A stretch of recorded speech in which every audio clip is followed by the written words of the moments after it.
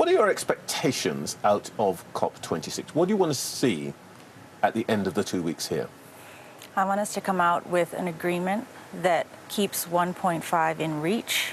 It's absolutely the line for us. If we go past it, the future is really quite unimaginable.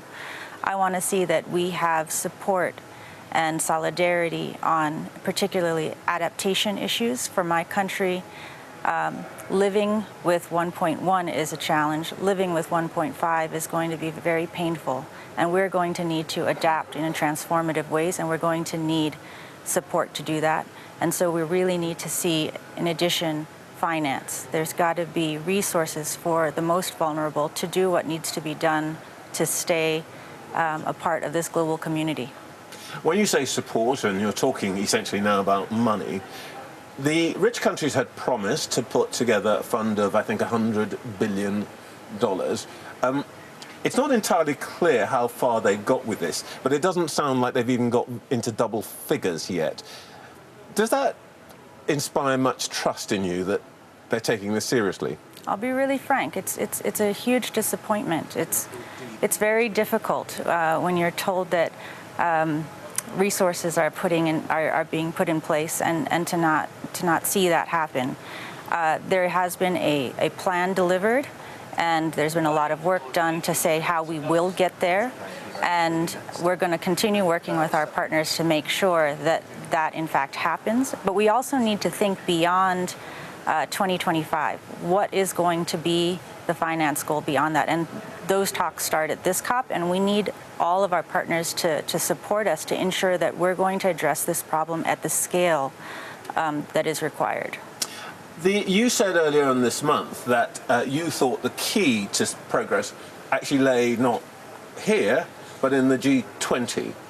Are you hearing anything from Rome that gives you any encouragement? We've done as much as we can do to try to send the message alongside some of our partners. My president signed a letter alongside the Prime Minister of Denmark and Ireland's leader and several others to really send the message to the G20 that, look, the major emitters, this group, you have the key. You can keep 1.5 in sight if you just put in those concrete policies and actions that we all need now in this critical decade. And I am still waiting to see what's coming out of that meeting. I've heard both some positive and some really challenging things. I think we know that this is going to be a very tough 2 weeks. And I just can't let up hope, because failure is really not an option for my country. Bring it to life for us. Well, what would be the consequences for your country if that 1.5 degree target isn't met? I have to tell you, beyond 1.5 is unimaginable for my country. We are an atoll nation that sits just 2 meters above sea level. I don't know if you know what that means. 2 meters is, it's a nation of coastline.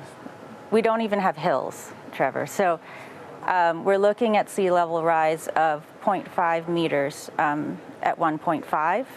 And as you said, that means inundations, yearly inundations. We need to start thinking about how to raise land, buildings. How are we going to survive in that 1.5 world?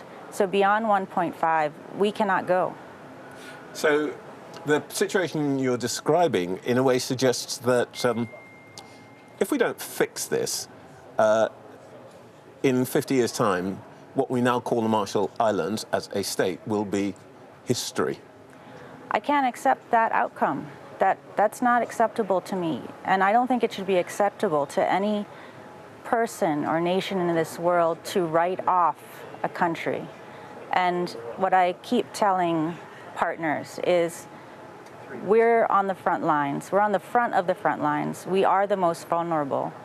But if you protect the most vulnerable, you protect yourself and you protect your children. And I think we've really learned, if anything, from COVID. If you protect the front line, everyone is protected.